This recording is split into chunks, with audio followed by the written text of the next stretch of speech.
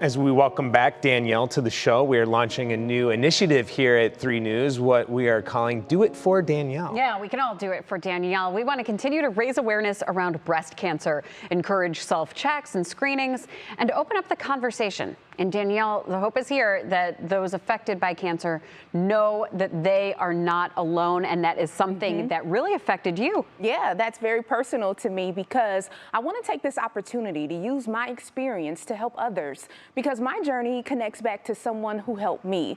Before joining 3 News, I worked with writer Regina Brett as her producer and correspondent on her radio show. She is a breast cancer survivor who has been an outspoken advocate for the cause. She's even written several books about her own cancer journey. I credit Regina with making me aware of self-checks, which led me to catch my cancer very early. So we recently met up at the Gathering Place in Beachwood to talk about how to turn the difficulties in our lives into a gift for others. Oh my goodness, Regina, this week has been the first time we've seen each other. 9 years? 9 years, and I owe you so much. I wanted to give you this and see if you can open it for me. Presents. Oh, I won the lottery when I met you, girl. Regina, thank you for being an example of how to take the unwanted lottery tickets given to you in life and turn them into a winning jackpot for someone else. Oh, that really sure. Stuck with me about the unwanted lottery tickets that we get. When I got cancer at 41, like, nobody wants to get cancer, but then you turn it into a gift for others and it becomes your lottery ticket, so that when somebody else says, hey, I just got diagnosed, I can say, hey, that's me. I got that ticket, I can help you. And that gift was a gift for me, clearly, because you were the one who I remember being that breast cancer advocate. Why were you so open about your diagnosis? My dad came from a big family of 10 kids. 3 of his sisters died of cancer. Back then we didn't have the science to tell us it was all connected. And they had just discovered the BRCA1 gene in the 90s. And all of my cousins are alive because of that research, because we got tested, because we had surgery and got rid of it. And I felt it was important to tell that story because growing up, cancer was whispered about.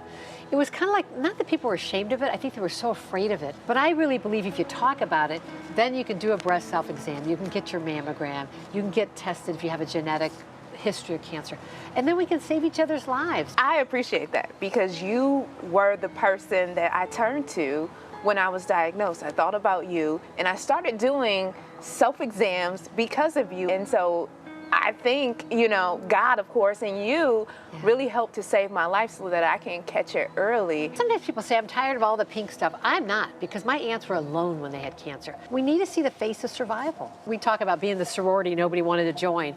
There's more people coming up to join, you know, or don't know they're going to get it. And it's nice to know you're not alone. You said something powerful to me once about, I said, well, I don't want cancer to define me. And you said, what? Wait a minute. Explain that for me. Okay, so, you know, you got that lottery ticket. I love my lottery tickets. Oh, these are so fun. So I got cancer at 41, breast cancer, stage 2, had to do the chemo, had to go bald. But now that I got that, I could tuck that away and never tell anybody. But when I got that out there and you call and say, or email and say I got diagnosed, I'm like, that's my card, I can be of service maybe. So to me, it's a part of who I am. There have been a lot of lives saved because I got that card of cancer and I did something with it. Every life experience makes you stronger for somebody else. And that's how it becomes your gift. Thank you so much for using your lottery ticket so that I can still have life. God bless you. I appreciate that. It's a great life too, Danielle. You got a great life. I hope I get a lot more of it. I think you will. I do. God's not done with you yet. Well, Regina had so many inspiring things to say about her experience and why it's important for her to continue to help others. You can watch our entire conversation about being an advocate right now on wkyc.com.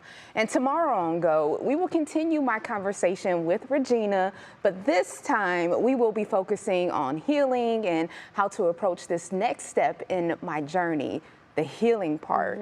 But, you know, Regina was really strong about believing that the self-exam is what saved her life, because if she didn't do that self-exam, she caught the lump, they didn't catch it on the mammogram. So she called it and was able to advocate for more, hey, please test it even though you don't see it on the mammogram. And she credits that for saving her life. She's always been, I mean, all of her columns have been so inspirational. I think this is an aspect of her that has inspired, obviously, you. And I want you to know that you are inspiring others too. You are just as inspirational as she is, and you are helping so many other people. I mean, we're going to be doing stories, and you're going to be sharing your journey, but you sharing your story the way she shared it with you, I don't think you understand how much impact you're having on people right now. I think it's like passing on the torch because, I mean, she wrote these books. I remember studying and reading these books so I knew how to produce for her. And it's amazing that these books here saved my life pretty much. You know what really stood out is that how she said it wasn't like we weren't allowed to talk about cancer years ago, but there was a fear, and I think of you because of your faith, Danielle, and it's that it goes back to that quote, let your faith be larger than your fear.